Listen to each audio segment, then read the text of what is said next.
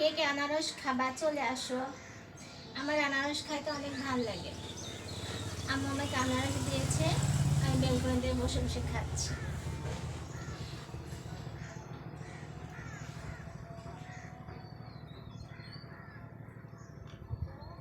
অনেক মিষ্টি। পা ভেঙে গেছে, পা এখনো ঠিক হচ্ছে না, আমার খুব মন খারাপ হচ্ছে। আমি কবে হাঁটতে পারবো?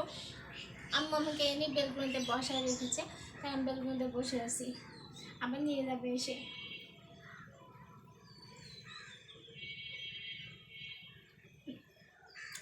জোড়া লাগেনি, একদম একটু সামান্য, অল্প একটু নাকি জোড়া লেগেছে।